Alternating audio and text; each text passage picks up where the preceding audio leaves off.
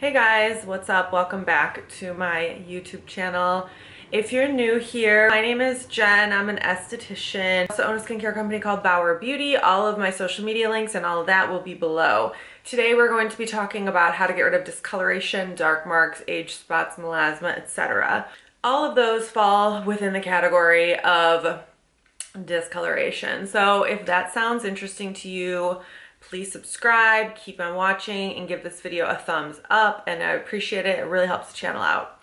So we're just going to dive right into this. We're going to talk about all the different types of dark marks and how to get rid of them. Dark marks in general really cause the skin to look aged. Baby skin and really youthful skin is free of any pigment, and over time pigment accumulates due to passive sun, due to acne or age spots, or melasma appears with hormonal imbalances and whatnot. So the skin, when it's pigmented, it just tends to look older. If you can keep your skin pigment free, then you are naturally just going to look way more youthful. I think the most common discoloration comes from post-inflammatory hyperpigmentation. That's just when you get a pimple and it leaves a mark. I'm really prone to post-inflammatory hyperpigmentation because of my ethnicity and my skin tone.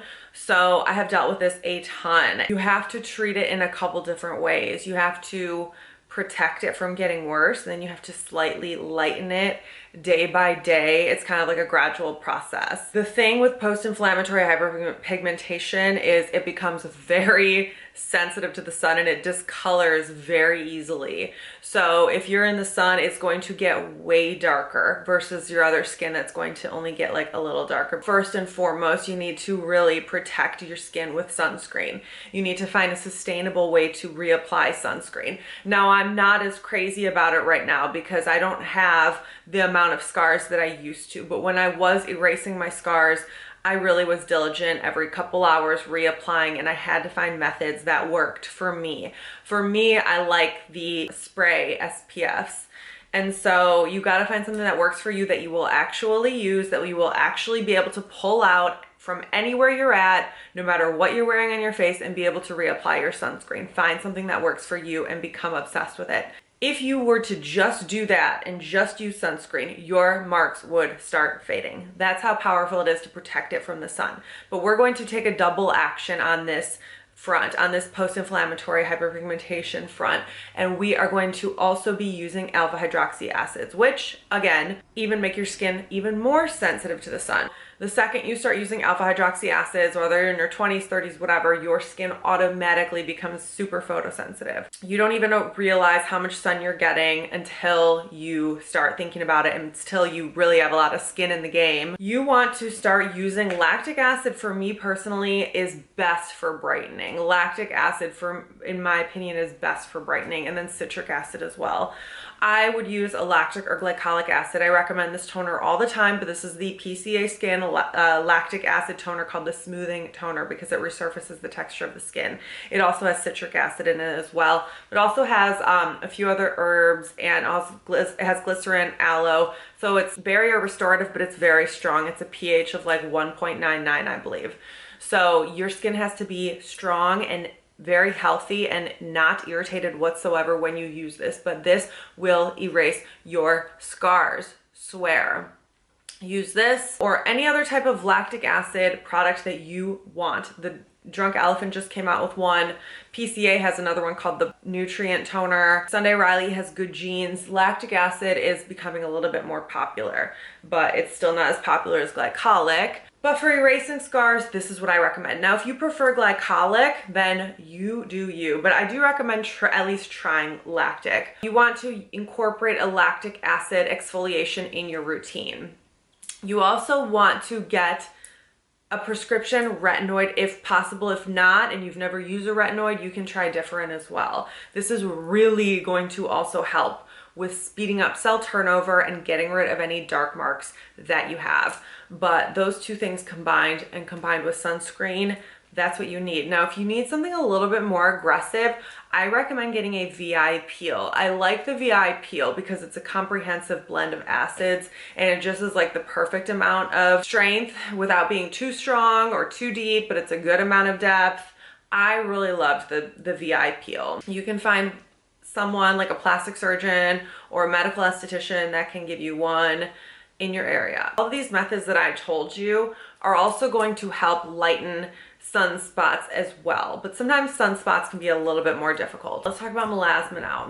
Melasma is like a hormonal change in your skin that causes the dark marks to appear, and normally you can tell it's melasma because it's mirrored on both sides. You'll have the exact same pattern. A lot of people get melasma here or here, and melasma has to be treated with hydroquinone.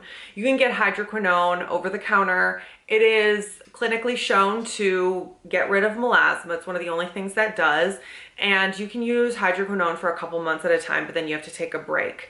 And in that time frame, you need to be using niacinamide as well. Niacinamide is also shown to brighten melasma, which is crazy.